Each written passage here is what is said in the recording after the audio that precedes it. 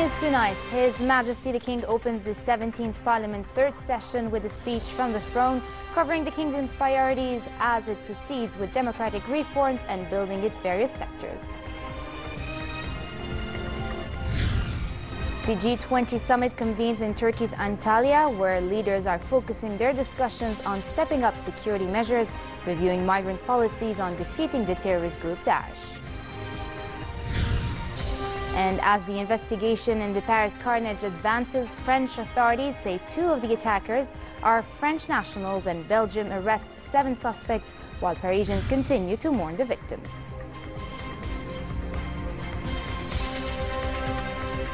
Good evening and welcome to a new edition of the news. Despite regional turbulence and crisis, Jordan has demonstrated it is most capable of turning challenges into opportunities, said His Majesty the King as he began his speech from the throne at the opening session of the 17th Parliament Third Ordinary Session. His Majesty put the kingdom's priority in order as the Senate institution proceed with democratic reforms, building the economy, upgrading education and fighting terrorism, among other pressing issues. Right after the opening ceremony, the Senate met and elected the committee that would draft a response to the speech from the throne, comprising Maruf al-Bakhit, Abdul Ilah al-Khatib, Mohammed al-Halaika, Saleh al-Gallab and Haidar Mahmoud. Presided by Speaker Faisal al-Faiz, the meeting elected Senator Maruf al-Bakhit as the Senate President's first Deputy Senator, Samir al-Fa'i as second Deputy. The House of Representatives also convened, where Atif Tarawne was re-elected as Speaker, having garnered 100 of the 149 votes cast by the lawmakers.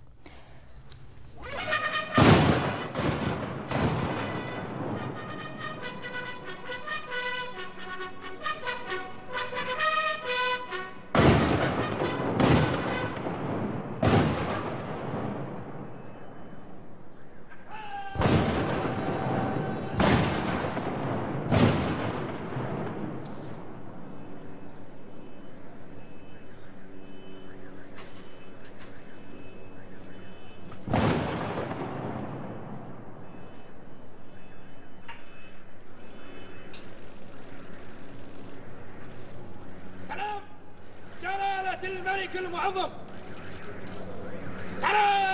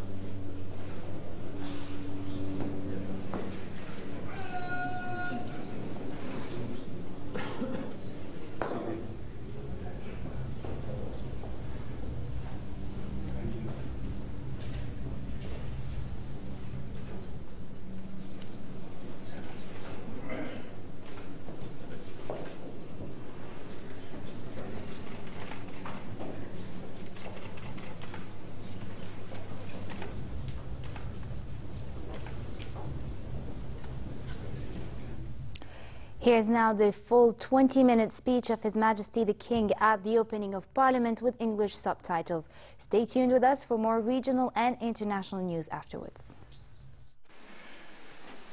بسم الله الرحمن الرحيم والصلاة والسلام على سيدنا محمد النبي العربي الهاشمي الأمين. حضرات الأعيان، حضرات النواب، السلام عليكم ورحمة الله وبركاته وبعد. فبسم الله وعلى بركة الله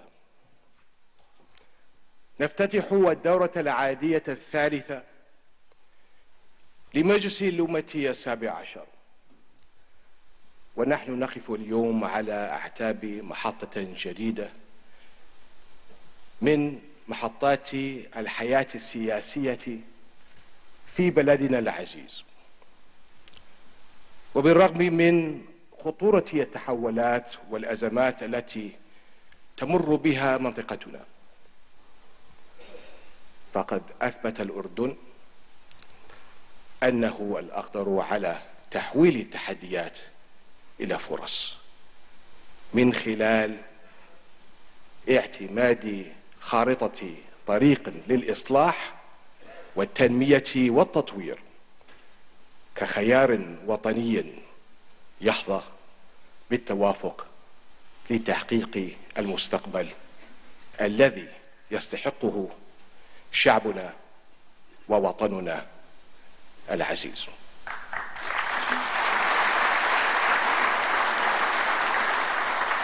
ونؤكد هنا التزامنا بخيار الإصلاح الشامل بتدرج وثبات ووفق أولوياتنا الوطنية، واستكمالا للخطوات التي حققناها في هذا المجال. فإننا نرى أن قانوني البلديات واللامركزية يشكلان ركيزة أساسية لتوسيع صلاحيات الإدارات المحلية في المحافظات وتعميق مشاركة المواطنين وتمكينهم من المساهمة في تحديد أولوياتهم ووضع تصور مستقبلي لمسار التنمية في مناطقهم وتوزيع مكتسباتها بشكل أكثر عدالة وفاعلية.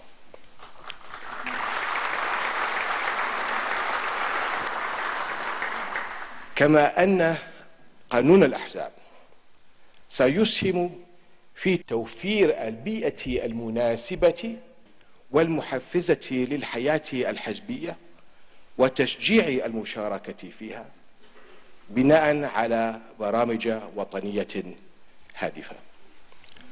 وهنا فإننا نتطلع أيضا إلى إنجاز قانون انتخاب نوعي ينقلنا إلى مرحلة متقدمة في مسيرتنا الديمقراطية يحقق عدالة أكثر في التمثيل ويعمل على توسيع المشاركة في الحياة السياسية ويرتقي بنوعية العمل البرلماني لتحقيق رؤيتنا في تشكيل الحكومات البرلمانية.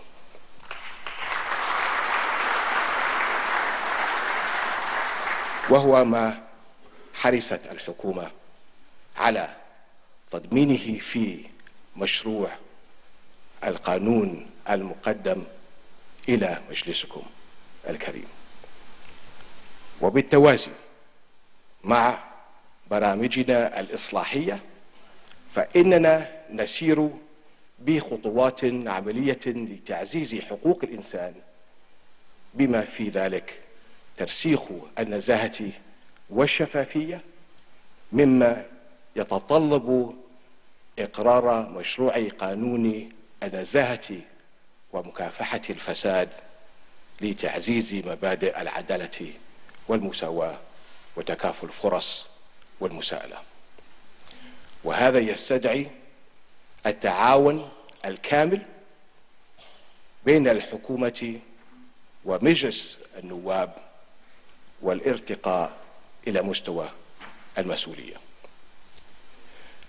حضرات الأعيان، حضرات النواب، وفيما يتعلق بالجانب الاقتصادي، وهو التحدي الوطني الرئيس والهاجس الأكبر، فإننا نضع تحسين الوضع المعيشي للمواطن الأردني في مقدمة أولوياتنا الوطنية، وفي صميم المشاريع الاقتصادية التي نسعى إلى تنفيذها، حيث أعدت الحكومة رؤية اقتصادية اجتماعية واضحة المعالم للسنوات العشر القادمة، تشمل القطاعات كافة، ومن أجل تشجيع الاستثمار الخاص في القطاعات الاقتصادية الرئيسية والواعدة.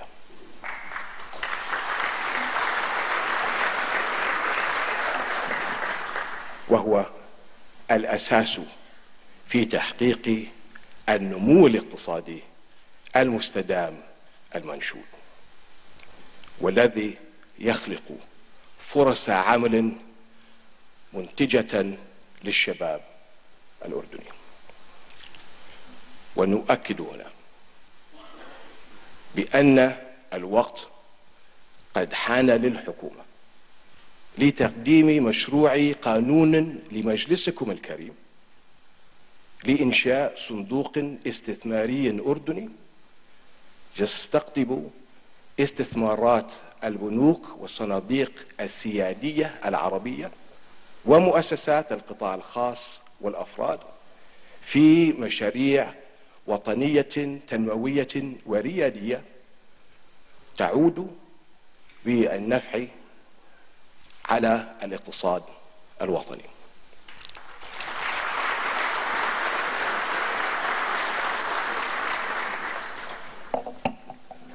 وعلى المساهمين في هذا الصندوق. ولا بد من تطوير بيئة الأعمال وتحديث التشريعات الاقتصادية بشكل متواصل لتواكب التطورات وأفضل الممارسات العالمية. وعلى ذلك فلا بد من تعزيز ثقة المواطن والمستثمر بمؤسسات الدولة عن طريق الارتقاء بنوعية الخدمات المقدمة لهم، والتصدي لمن يقف في وجه التحديث والتطوير،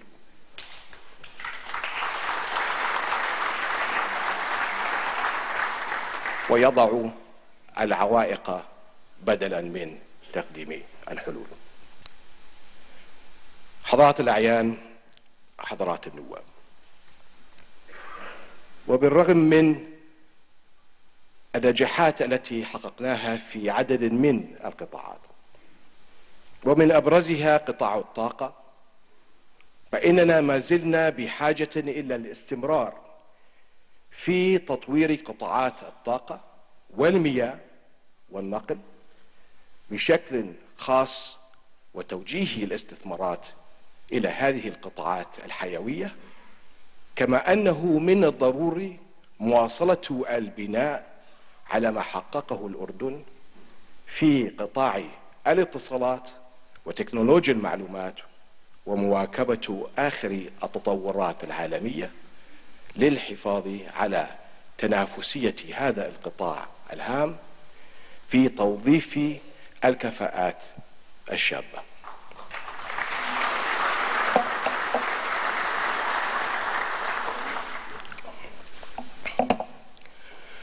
وفي قطاع التعليم لا بد من إحداث نقلة نوعية وإصلاح جذري في هذا القطاع الذي يقوم عليه مستقبل الأردن. وعلى ذلك فلا بد من تنفيذ برامج الحكومة وتوصيات لجنة الموارد البشرية التي سيتم التوافق عليها للنهوض بمكانة الأردن إقليميا ودوليا، بالإضافة إلى إيلاء تدريب المعلمين أهمية خاصة للنهوض بدورهم الأساسي.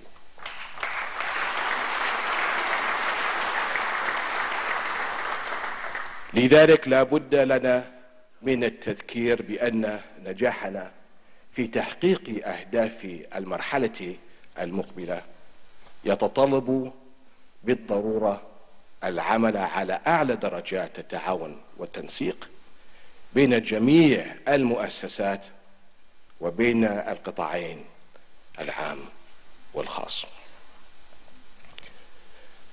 حضرات الأعيان، حضرات النواب، سيظل الأردن كما كان على الدوام ملتزما بمواقفه التاريخية ورسالته تجاه قضايا أمته العربية والإسلامية وتجاه السلم والأمن في مختلف بقاع العالم.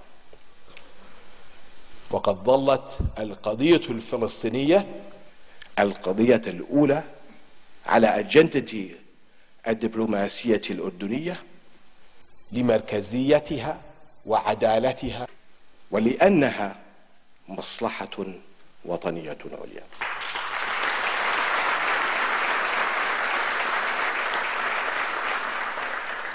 وستبقى القدس من منطلق مسؤولياتنا الدينية والتاريخية ووصايتنا على الأماكن المقدسة فيها أمانة حملها أجدادنا وسيحملها أبناؤنا وبناتنا.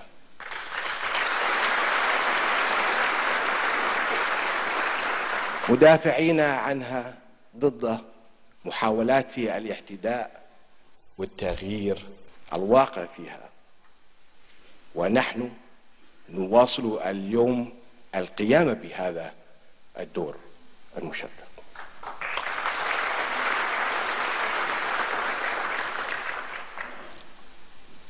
أما فيما يتعلق بالأزمة السورية فإننا نجدد التأكيد على موقفنا الداعم لحل سياسي شامل لإنهاء معاناة طال أمدها وبمشاركة جميع مكونات الشعب السوري لضمان وحدة سوريا واستقرارها ومستقبلها.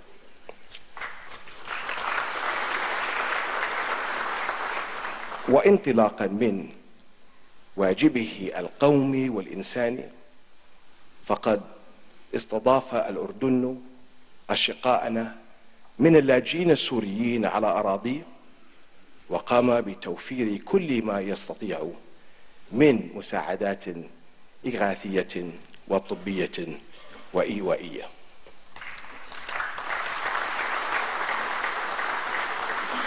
لتخفيف من معاناتهم في حين أغلقت في وجوههم أبواب دول أكثر قدرة منا على استقبالهم.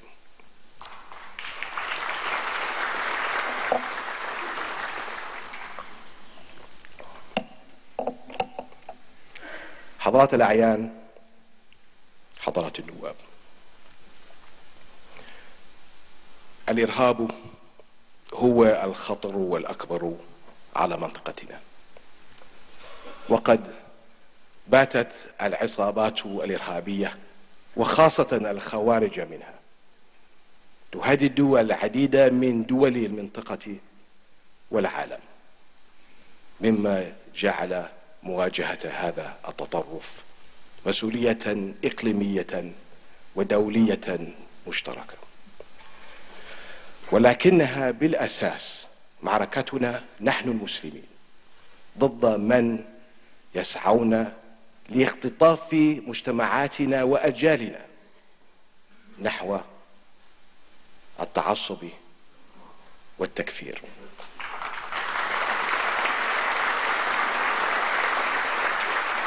وسيواصل الأردن التصدي لمحاولات تشويه ديننا الحنيف، فالحرب على قوى الشر والظلم والإرهاب حربنا، لأننا بدورنا ومكانتنا ورسالتنا مستهدفون من قبل أعداء الإسلام قبل غيرنا. وهنا نتوجه بتحية الفخر والاعتزاز والتقدير إلى النشامة في قواتنا المسلحة الأردنية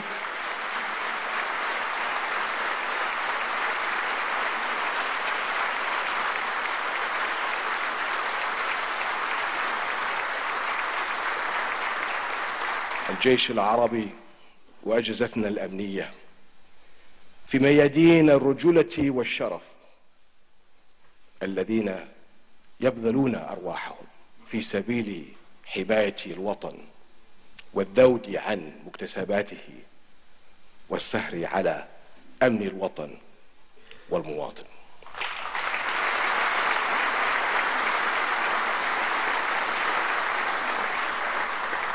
وأؤكد هنا على التزامنا الثابت بدعم النشامة رفاق السلاح، وعلى ضرورة التزام كل مؤسسات الدولة بدعم قواتنا المسلحة وأجهزتنا الأمنية لتبقى كما عهدناها على أعلى درجات الكفاءة والتميز والاقتدار.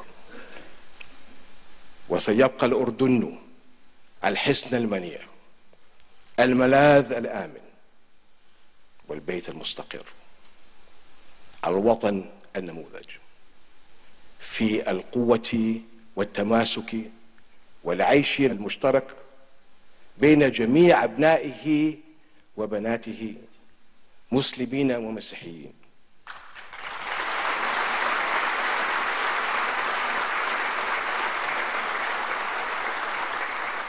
يجمعهم الانتماء للوطن والوفاء لرسالة الثورة العربية الكبرى التي ما زلنا نحمل رايتها الهاشمية.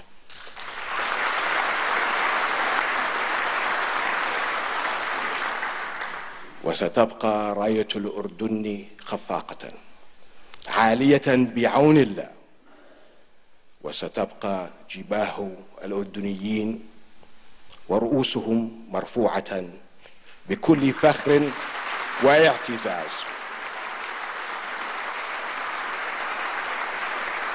والسلام عليكم ورحمة الله وبركاته.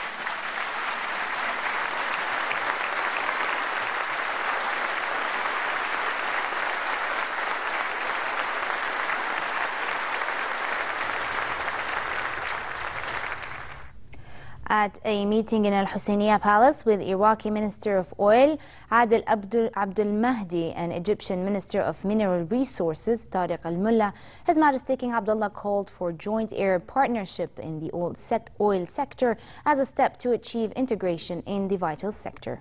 His Majesty said Jordan looks forward to the Iraqi oil pipeline that would link Basra in Iraq with Aqaba in Jordan, which also feeds into the Egyptian shores. King Abdullah said the region can benefit from Jordan's strategic location as a transit and hub for energy projects, especially in the fields of renewable energy and gas. He said such projects would help achieve integration for both interests and people and minimize challenges in the economies that heavily rely on energy. Jordan, Iraq and Egypt signed in March this year an energy cooperation protocol to link Iraq with an Arab gas pipeline stretching between Egypt and Jordan that exploits Iraqi gas surplus. And under the same protocol, an Iraqi crude oil pipeline passes through Jordan to Aqaba port, providing the kingdom with Iraqi oil surplus, with a future plan to establish a pipeline into Egypt. The Paris coordinated attack by Daesh on Friday have dominated a meeting of the G20 summit in Turkey's Antalya. Japan said it will take anti-terrorism measures at home to protect its citizens overseas in the wake of the attacks in Paris that killed 129 people and left hundreds injured. British Prime Minister David Cameron, in remarks to reporters on the sidelines of the summit, said the Paris attacks made it even more clear that Daesh terrorists must be defeated, whether in Iraq or Syria. He said he will urge Russian President Vladimir Putin in a meeting with him tomorrow to focus Russian airstrikes in Syria on Daesh. German Chancellor Angela Merkel said the 20 nations stand united to face terrorist threat. She said the group is stronger than any form of terrorism. She also said that strengthening Europe's external borders was crucial for Germany. U.S. President Barack Obama welcomed efforts by countries to confront Daesh and vowed to step up efforts to eliminate the group in Syria and prevent it from carrying out attacks like those in Paris. He said he will work with members of the coalition to bring about peaceful transition in Syria.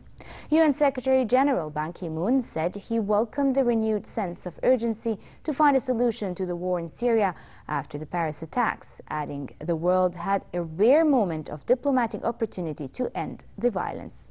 On the economic side, the leader of the world's 20 largest economies pledged to use all policy tools to address uneven economic growth that falls short of expectations, according to a draft communiqué prepared today. The leaders have also agreed to step up border controls and aviation security and to treat migration as an issue to be addressed in a global framework.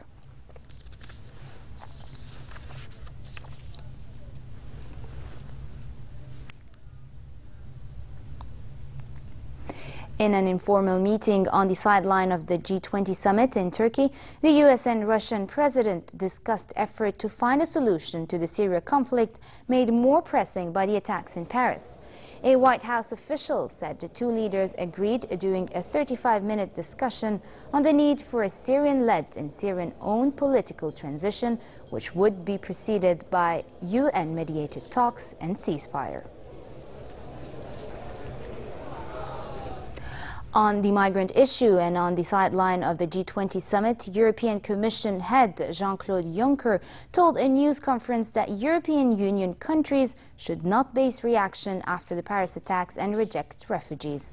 He said European states should not mix different categories of people coming to Europe. Who is responsible for the attacks in Paris cannot be put at equal foot. One who is responsible for the attacks in Paris cannot be put at equal foot with real refugees, with asylum seekers and with displaced people.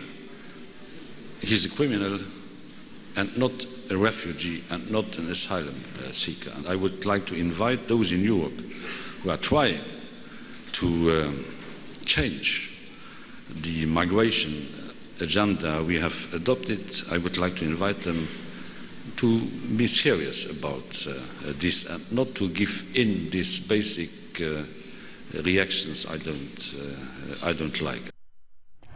Over to Paris, and as the investigation into Friday's carnage advances, French authorities say two of the attackers were French nationals living in Belgium. Paris prosecutors said 3 terrorist cells staged the coordinated hits on several locations of the French capital, killing 129 people and injuring over 350. Belgian officials arrested 7 people in the capital after 2 Belgian registered cars were discovered in Paris, both suspected of being used by attackers. Earlier, several Kalashnikovs were found in an abandoned car believed to have been used by the attackers, suggesting one of them got away and still on the loose. French Prime Minister Manuel Valls said the state of emergency, which gives sweeping investigating powers to police, could be extended beyond 12 days pending a vote in Parliament. France has also called for an emergency summit of European Union Justice and Internal Affairs ministers to take place on Friday, aimed at speeding up and implementing security measures. Meanwhile, museums and theaters remain closed in Paris for a second day, with hundreds of soldiers and police patrolling the streets and metro stations.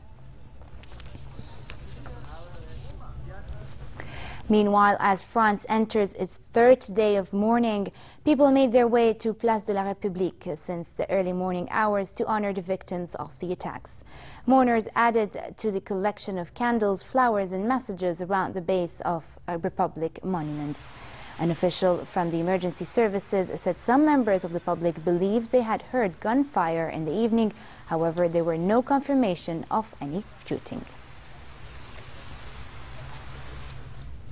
Meanwhile, in the ongoing battle against Daesh, the U.S.-led coalition conducted 18 strikes against the terrorist group in Syria and Iraq, according to a statement by the U.S. military. 6 strikes in Syria hit targets including a vehicle and cash distribution site, and 12 strikes in Iraq used attack, bomber, fighter, and remotely piloted aircraft, the statement said. And here at home, border guards have received some 175 additional Syrian refugees from various age groups into the kingdom through various crossing points during the last 72 hours. The border guards provided the refugees with the necessary aid before transferring them to refugee camps. The Jordanian Royal Medical Services personnel also administered first aid to the sick or wounded. Yemeni college students took to the streets of the southern port city of Aden to protest threats of Al-Qaeda and radical Islamist groups to force a ban on co-educational schools. Al-Qaeda in the Arabian Peninsula, one of the group's most deadly global branches, has gained ground in Aden, patrolling the streets and using threats and intimidation to impose strict social norms on its citizens. The city's educational institutions have been a prime target of the militants, who have threatened to attack any school that fails to impose a strict segregation policy between men and women. The city's security forces have been unable to stop gunmen appearing from nowhere to enforce their vision of Islamic laws, stage religious trial and conduct drive-by shootings. Residents fear the disorder may pave the way for Islamists to take control of the strategic shipping and trade hub.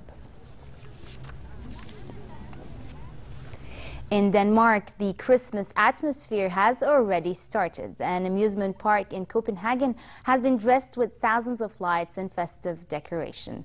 Visitors to the Tivoli Park can now see a single tree covered in 12,000 light bulbs, 11,000 Christmas trees and 40 kilometers of Christmas chains. It is all topped with 30,000 Christmas balls and that to add extra sparkle. Tivoli, which opened in 1843, is one of the world's oldest amusement parks. Situated in central Copenhagen, it is a popular tourist attraction with a reported 4.5 million visitors last year. In the Christmas season alone, close to 1 million people are expected to visit.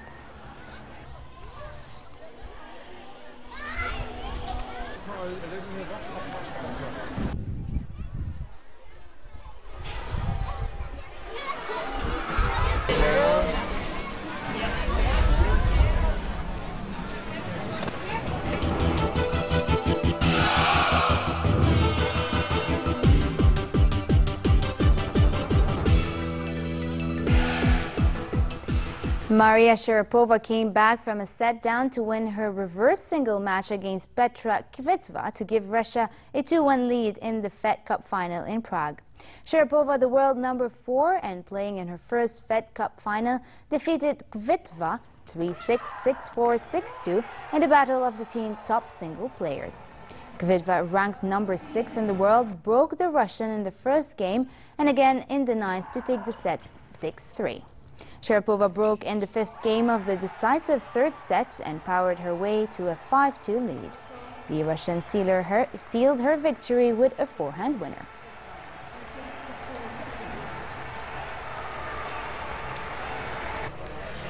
Volkswagen World Rally champion Sébastien Ogier secured his 8th victory of the season in the final round in Wales.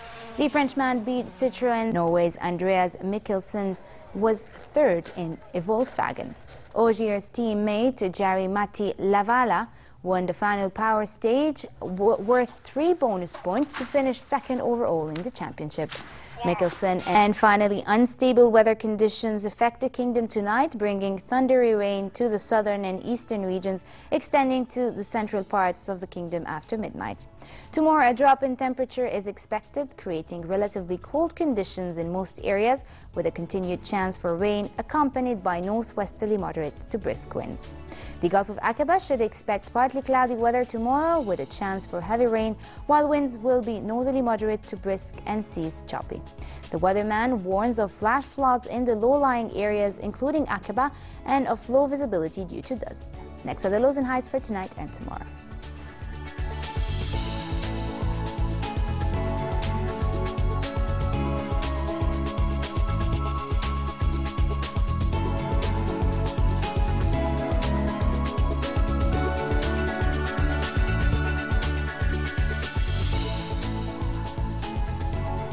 And to end the news, here's a recap of our top stories. His Majesty the King opens the 17th Parliament, a third session, with a speech from the throne covering the kingdom's priorities as it proceeds with democratic reforms and building its various sectors. The G20 summit convenes in Turkey's Antalya, where leaders are focusing their discussions on stepping up security measures, reviewing migrant policies, on defeating the terrorist group Daesh. And as the investigation in the Paris carnage advances, French authorities say 2 of the attackers are French nationals, and Belgium arrests 7 suspects, while Parisians continue to mourn the victims. And with this, we come to an end. I'm Farah Ajlouni. Thank you for watching, and have a good night.